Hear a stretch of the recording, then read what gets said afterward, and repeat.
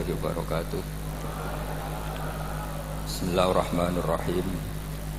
Tabarakalladzi nazzala al-furqana ala 'abdihi liyakuna lil 'alamin nadhira.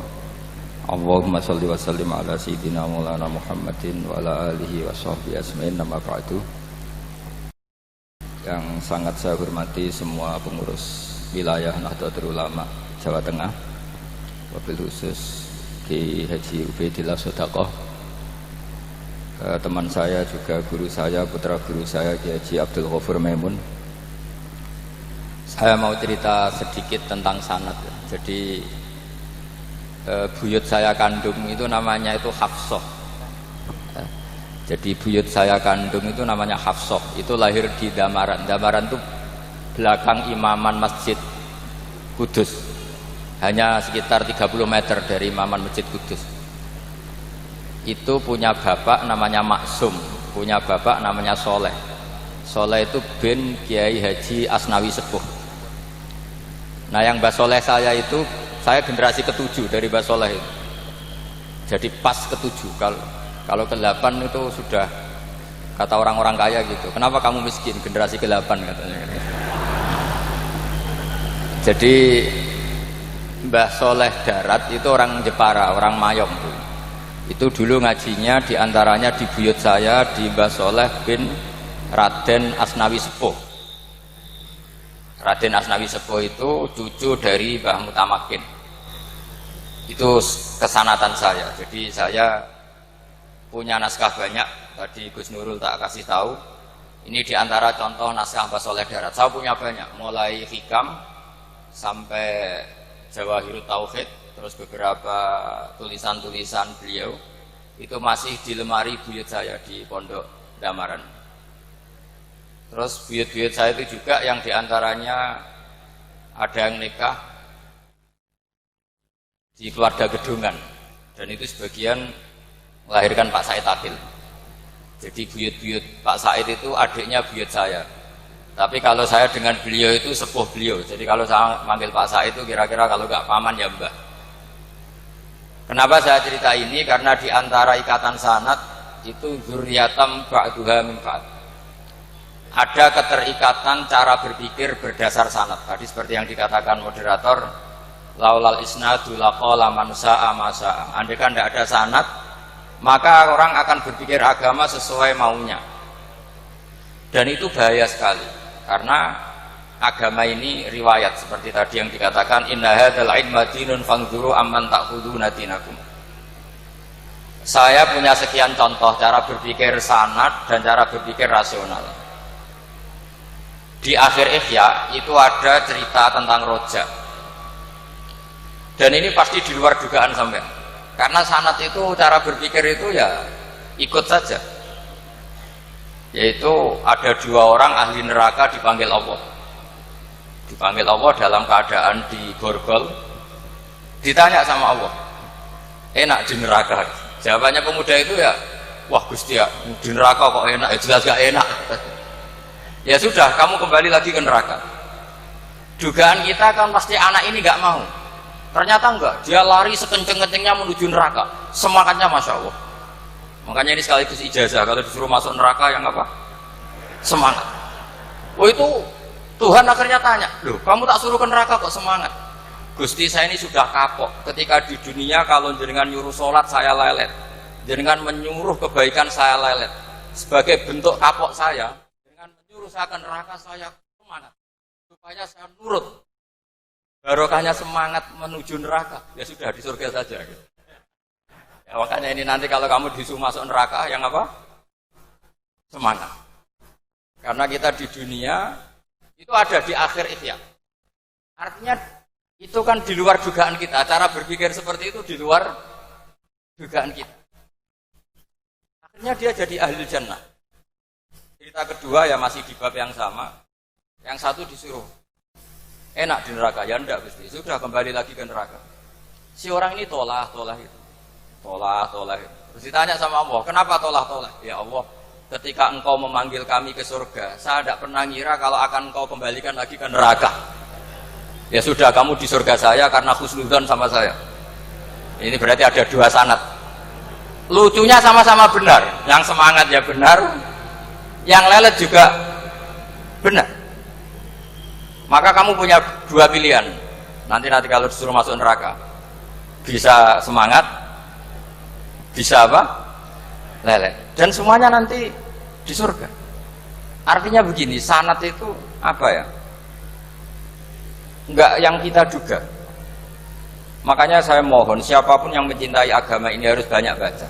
Jangan nuruti emosi, kemudian emosi itu di atas namakan agama. Di Sahih Muslim itu ada cerita, ini termasuk hadis pegangan kan Sahih Bukhari Muslim.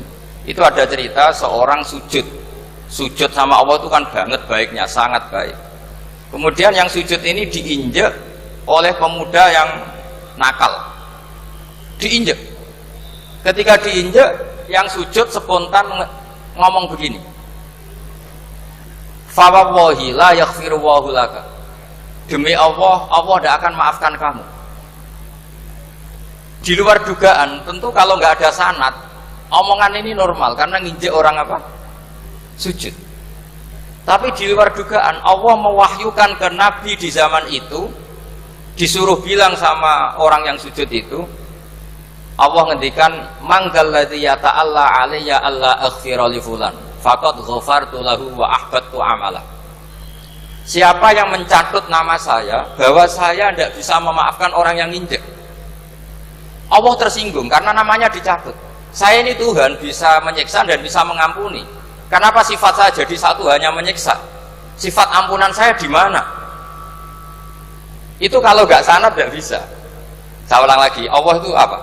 Zat yang bisa yaghfiru liman yasha wa yu'adzibu may yasha. Tapi orang yang sujud ini hanya mensifati Allah satu, yaitu Allah pasti menyiksa. Dan Allah tersinggung. Bagaimana mungkin saya Tuhan hanya berstatus bisa menyiksa, tidak bisa mengampuni? Akhirnya orang ini disalahkan, malah yang sujud tadi bilang ke orang itu, sujudnya saya hapus pahalanya, dan yang nginjek saya hapus dosanya. Tapi ya bukan berarti terus kamu boleh nginjek orang sujud, ya enggak. Artinya gini loh, saya hanya memperkuat moderator tadi. Berpikir agama itu berdasar sanad. Kalau nuruti emosi pasti kita akan setuju Allah tidak ngampuni yang menginjak. Tapi berdasar sanad, berapa orang yang dulu melukai Nabi, bahkan punya niat membunuh Nabi, akhirnya ditobati oleh Allah Subhanahu wa Ta'ala. Siapa yang nggak tahu cerita Suraqah, orang yang niatnya membunuh Nabi, ditobati Allah. Siapa yang nggak tahu cerita Khalid bin Walid, orang yang punya konsep untuk mengalahkan Nabi di perang Uhud, juga akhirnya masuk Islam dan diampuni Allah. Banyak lagi tokoh kafir yang dulu musuhi Nabi akhirnya ditobati oleh Allah. Sehingga ketika Nabi sangat marah ya dengan mereka yang kafir, malah ada ayat turun laisa laka minal amri syai'un aw yatuba alaihim aw yu'adzibahum, bahwa wilayah mengampuni dan memaafkan itu wilayah Allah.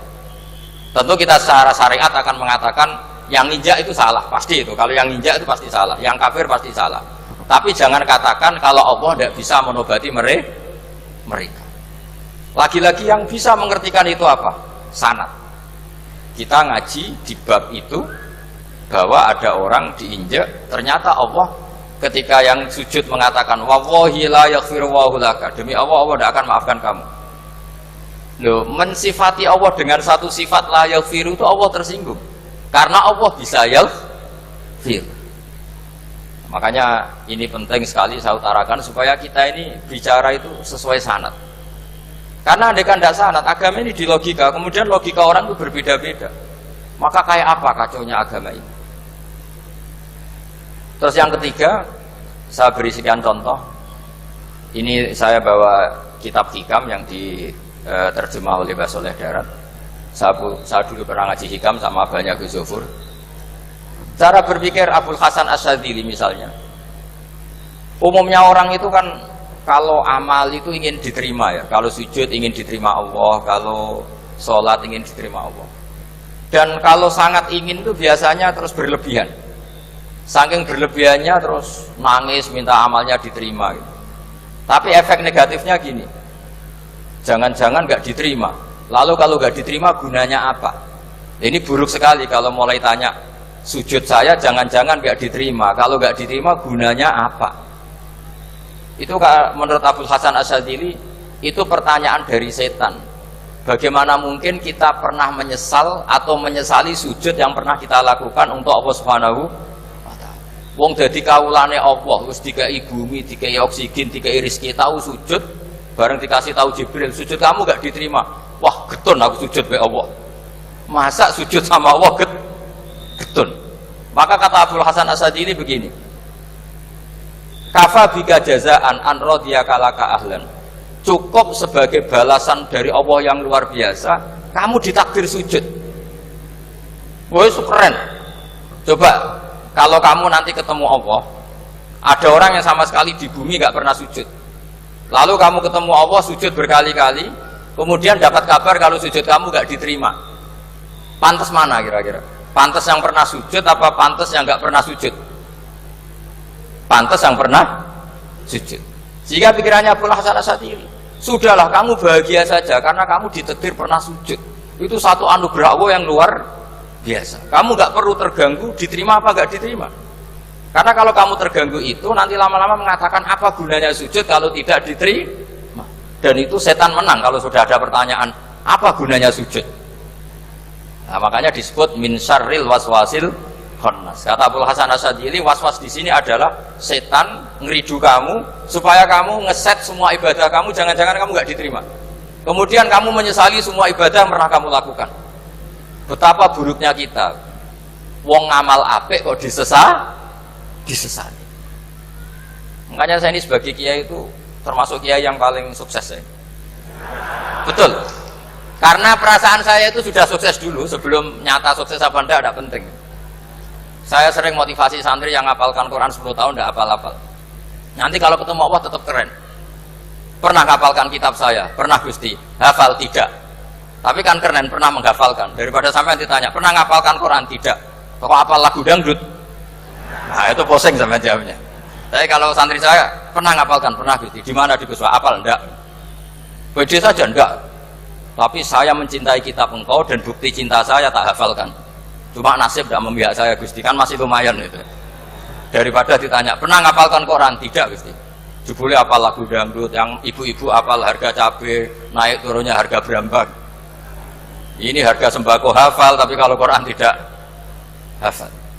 Nah, pikiran-pikiran kayak Abul Hasan Asyadzili itu harus kita kembangkan. Makanya saya suka sekali ketika Mbah Mun yang sekarang diteruskan Gus Wafi meresmikan Thariqah Syadziliyah. Ya cerminannya kitab Hikam itu yang diterjemah Mbah Soleh Darat. Karena Hikam adalah murid Abul Abbas Al-Mursi. Beliau adalah murid Abul Hasan Asyadzili. Jadi gampangannya kalau sampai ingin tahu cara berpikir Abul Hasan Asyadzili itu ngaji Hikam. Karena Hikam itu cucu muridnya Abul Hasan Asyadzili. Dan itu cara berpikir gampang sekali. Misalnya hubungan dengan Allah. Ilahi kullama akhrosani lu'mi antokoni karomuka. Ya Allah, ketika saya terbungkam oleh kesalahan-kesalahan saya, sampai saya ini merasa tidak pantas minta, tidak pantas memohon sama engkau karena dosa saya banyak. Tapi kata beliau, antokoni karomuka. Tapi saya berani melafadzkan doa itu berdasar rahmat kamu tidak terbatas. Dan itu indah sekali kata-katanya. Ilahi kullama akhrosani lu'mi antokoni karomuka. Jadi kulama akhrosa sekirane bungkam disosoni ingsun apa lumi sifat elek ingsun apa mau dadek iso ngucap niki ingsun apa sifat lomane bumi. Dan itu dipraktekkan semua ulama. Ya nafsula taknati min zallatin azumat innal kaba'ira fil kufrani kallamami. Jadi yang seperti yang dikatakan tadi Gus Ubaidillah tadi, ya sudah, kadang ada Baron saya, ada Busiri, saya tidak tahu karena bacanya innal kaba'ira fil ghufrani kallamami la'alla rahmata rabbihi na yaqsimuha ta'ti ala hasabil isyani fil kisami. Itu ada orang terlalu fanatik kebaikan datang ke Abul Hasan Asyadzili gerutu karena dunia ini sudah kacau balau, banyak maksiat, banyak macam-macam. Apa jawabnya Abul Hasan Asyadzili? Man ahabba alla yusawahu fi ardi faqad ahabba alla tadhara maghfiratu. Jadi malah dibalik. Kalau kamu ingin dunia ini steril, nggak ada apa-apa, berarti kamu tidak suka akan kelihatan maghfirahnya Allah. Jadi sanad-sanad seperti ini harus kita jaga. Meskipun tidak kita manfaatkan untuk kepentingan hadun nafsi, tapi kita harus kita jaga.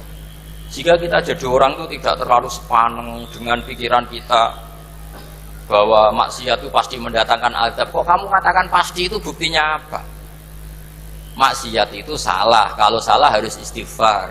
Maksiat itu salah, tapi Allah bisa saja mentobati yang maksiat kemudian jadi orang baik, karena Allah tetap bersifat yaghfiru liman yasha wa yu'adzibu may yasha. Kok kamu katakan pasti-pasti, itu sanadnya dari mana? Jadi ini pentingnya sanad ya. Jadi kita harus terus menjaga sanad ini supaya cara berpikir agama sesuai garis yang pernah ditulis oleh para ulama, yang semua itu musalsal ila Rasulillah sallallahu alaihi wasallam. Terus ini mumpung ini di depan Gus Zofur, juga ini pernah tak baca di depan putra-putra beliau, di depan anak-anak. Ini nanti saya hadiahkan ke PWNU Jawa Tengah. Saya nulis kitab ini sebagai bentuk saya bahwa apa yang dilakukan Syekhina Kiai Haji Maimun Zubair semuanya itu berdasar khazanah-khazanah yang ada dalam kitab-kitab Al-Kutubil Mu'tamadah. Di antaranya ini kitab Khilyatul Auliya. Kitab Khilyatul Auliya itu kitab kesayangan Imam Ghazali. Sampai kalau baca Ihya juz 4 itu beliau memberi saran ke kita, wa alaika bimudawamati mutolaati kitabi Khilyatil Auliya wa tabaqatil asfiya. Karena Imam Ghazali fi manaqibil akhyar itu nginduk kitab Khilyatul Auliya karangannya Abu Nu'aim Al-Asfihani. Kalau di tasawuf beliau nginduk kitab namanya Qutil Qulub karangannya Abu Thalib Al-Makki. Kalau di fikih tentu beliau nginduk gurunya sendiri Imamul Haramain, yaitu Nihayatul Matlab fi Dirayatil Madhab. Ini saya beri contoh kenapa Mbah Mun, Kiai Ubaidillah, semua tokoh-tokoh NU cara perilaku itu santai, rileks tapi terarah. Ini saya beri contoh. Ini riwayat dari Sufyan bin Uyainah, termasuk gurunya Imam Syafi'i. Ini halaman Amit sekali dulu Pak. Ini kasih. Yang pengurusan Mas Taufik. Halaman 24. Ya, ini di halaman 24 saya terangkan An Sufyan bin Uyainah kana Isa wa Yahya alaihi wassalam ya'tiyanil qaryata fayas'alu Isa an syirari ahliha wa yas'alu Yahya an khiyari ahliha. Faqala lahu Yahya lima tanzilu ala syirarin nas, qala innama ana tabibun udawil mardo. Ini di juz 7 halaman 323. Jadi mulai dulu ulama itu ada yang fokus ngelola orang-orang soleh, tapi ada juga yang mendokteri orang-orang yang macam-macam. Nabi Isa itu kalau di satu daerah tanya, di sini yang orang nakal-nakal di mana? Oh di situ. Terus beliau ke situ. Ditanya Nabi Yahya, kenapa ke situ? Saya ini nabi. Nabi itu biman zilatit tabib. Saya ini ibarat dokter. Tentu dokter itu yang menyembuhkan orang-orang yang sakit. Sehingga kiai-kiai kita itu ya kancanan orang soleh ya mau, bina orang fasik ya mau. Lah yang nggak boleh itu yang potensi katut fasik, itu nggak boleh.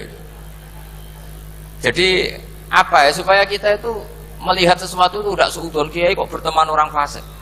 Saya berkali-kali bilang berteman orang fasik itu haram. Tapi kalau dibalik pertanyaannya, membina orang fasik hukumnya gimana? Baik, bisa membina kalau berteman, ya sudah dibolak-balik gitu. Tapi kalau dibalik berteman orang fasik menjadi fasik, ya jangan berteman kalau buatnya masih seperti itu. Ya terus saya teruskan ya. Sayyidina Umar itu terkenal orang yang sangat keras. Sayyidina Abu Bakar terkenal orang yang layyinal janib, orang yang sangat santun, sangat sopan. Tapi anehnya ketika Abu Bakar mau wafat, itu khilafah atau khalifah itu diwasiatkan supaya yang mimpin itu Umar. Padahal orangnya sangat keras. Tapi yang jarang diketahui publik adalah ngiranya Umar keras itu wataknya. Ternyata enggak. Di sini diterangkan Umar wataknya itu sebetulnya bisa memilih keras atau halus. Ini saya baca ya di halaman 25. Beliau ditanya oleh Abdurrahman bin Auf. Terus beliau menjawab, ya Abdurrahman, wallahi laqad lintu linnasi hatta khasyitu wa fil lain. Tsumma staddattu alaihim hatta khasyitu wa fi siddah. Fa ainal makhraj. Terus di sini saya terjemah, saya saat lunak juga takut sebab lunak bisa dianggap pembiaran, tapi saya juga takut Allah saat keras sebab keras jangan-jangan termasuk tanfir, orang lari dari kebenaran. Ya misalnya gini, sampean punya anak, putri atau punya ponakan pacaran gitu. Datang ke kamu sama cowoknya, kalau kamu lunak pasti ponakan kamu ngira wong Pak D gak apa-apa. Padahal Pak D saya itu kiai, ternyata saya gak ditegur. Lunak itu punya akibat dianggap pembiaran terhadap maksiat. Ya. Tapi kalau kamu keras, wah nak nenggonku tak wantemi watu. Kan gak pernah ke kamu, bagaimana bina wong sowan saja gak berani. Artinya efeknya sama. Terlalu lunak ya punya efek tidak bisa bina, terlalu keras juga punya efek tidak bisa bina. Maka kata Sayyidina Umar, fawallahi laqad lintu linnas hatta khasyitu wa fillan. Artinya saat bersikap lunak saya takut Allah karena lunak bisa dianggap pembiaran terhadap maksiat. Sumastatatu alaihim hatta khasyitu wa fisiddah. Ketika keras saya juga takut karena kalau terlalu keras bisa tanfir, bisa orang lari dari kiai, dari orang soleh. Makanya dalam guyonan-guyonan ulama itu ada preman jagongan di orang-orang fasik. Ditanya, kenapa kamu jagongan sama orang fasik? Kenapa tidak jagongan sama orang soleh? Habis orang solehnya marah-marah terus, lah ini ramah. Makanya saya milih yang ramah saja. Gitu. Itu meskipun guyonan, tapi pelajaran bagi kita.